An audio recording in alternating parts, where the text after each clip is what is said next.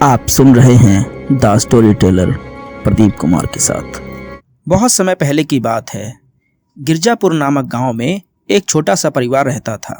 उस परिवार में गिरधारी लाल, उनकी पत्नी शांति और बेटा पवन रहता था।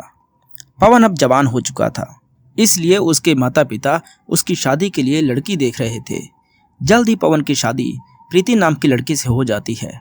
प्रीति अपने ससुराल में आकर बड़ी ही खुश होती है, लेकिन एक दिन जब पवन ऑफिस से घर आता है तो बड़ा ही परेशान दिखाई देता है।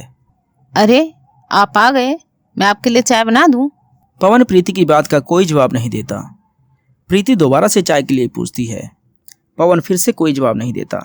वो बड़ा ही परेशान दिखाई दे रहा था। क्या बात है जी, मैंने आपसे 2 बार चाय के लिए पूछा पर आपने कोई जवाब नहीं दिया और आप कुछ परेशान भी दिखाई दे रहे हैं। क्या बात है जी? क्या बताऊं प्रीति, आज ऑफिस में कुछ भी ठीक नहीं हुआ। पर हुआ क्या, ये तो बताओ। क्या बताऊं प्रीति, हमारे ऑफिस की हालत कुछ ठीक नहीं है, इसलिए सभी की तनख्वाह आधी कर दी गई है और बॉस ने तो यहाँ तक बोल दिया है कि जिसको कल से काम पे आना है आए, जिसको नहीं आना है ना आए, हमें कोई जरूरत नहीं है।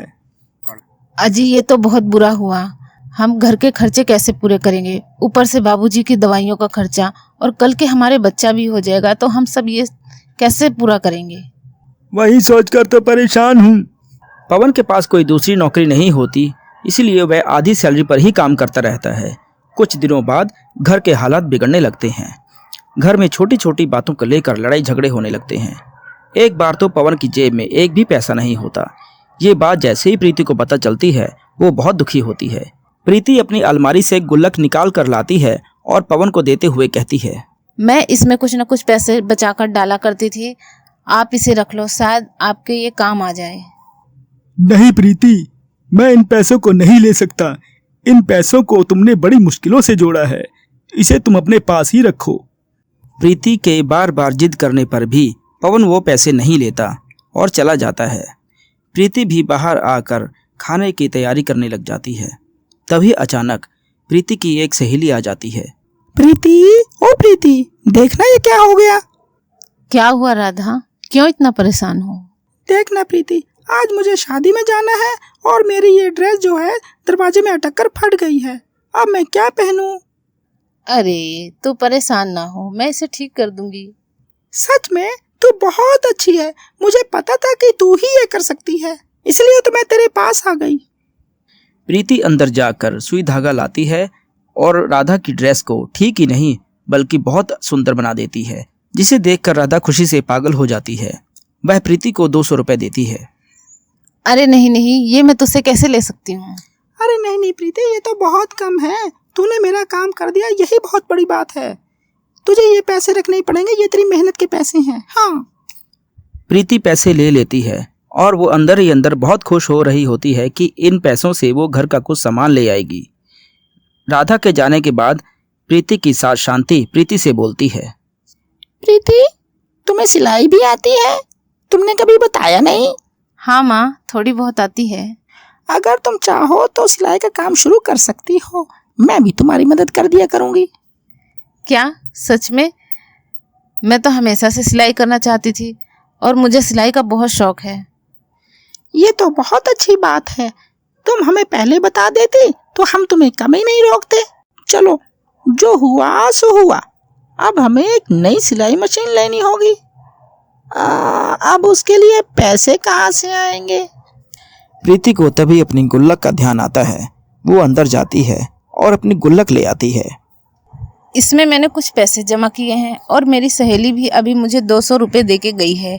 देखते हैं कुल मिलाकर कितने पैसे होते हैं। प्रीति अपनी गुल्लक तोड़ देती है और उसमें से पैसे निकाल कर गिनने लगती है। कुल मिलाकर प्रीति के पास अब 2000 रुपये होते हैं। प्रीति अपनी सास के साथ बाजार में सिलाई मशीन लेने जाती है। वो एक सिलाई मशीन की दुकान पर जाती है। भैया, ये सिलाई मशीन कितने की है?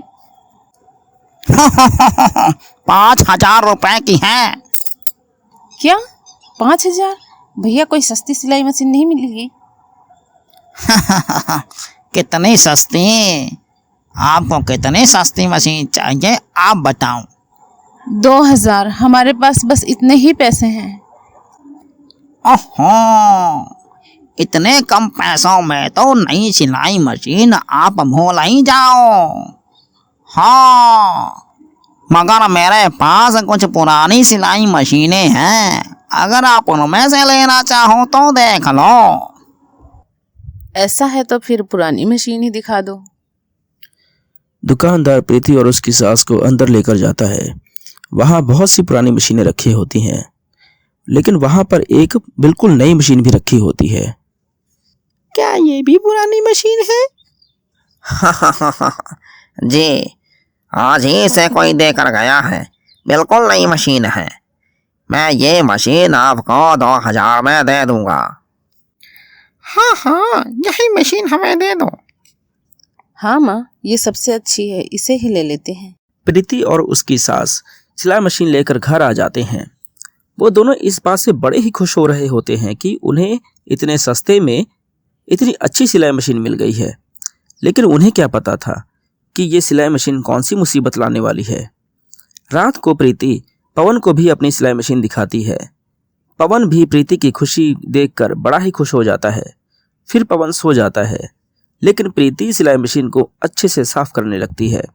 साफ करने के बाद प्रीति उस सिलाई मशीन को चलाकर देखने लग जाती है कि इसमें कोई कमी तो नहीं। सिलाई मशीन के चलते ही उसमें एक अजीब सी आवाज आने लगती है। अरे, ये कैसी आवाज है? लगता है इसमें तेल डालना पड़ेगा। अभी सो जाती हूँ, कल जाकर बाजार से तेल ले आऊंगी। जब आधी रात को सभी सो जाते हैं तो मशीन में से चुड़ैल बाहर आती है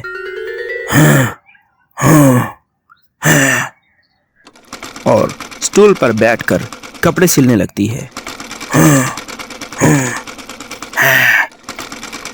प्रीति को मशीन चलने की आवाज आने लगती है। ये सिलाई मशीन कौन चला रहा है? प्रीति जब ध्यान से देखती है तो उसे स्टूल पर एक चुड़ैल बैठी हुई नजर आती है। चुड़ैल को देखकर प्रीति बुरी तरह डर जाती है और पसीने पसीने हो जाती है। उसके अंदर इतनी हिम्मत ही नहीं होती कि वो चिल्लाकर किसी को बुला सके। उसे समझ में नहीं आ रहा होता कि चुड़ैल उसकी मशीन के साथ क्या कर रही है।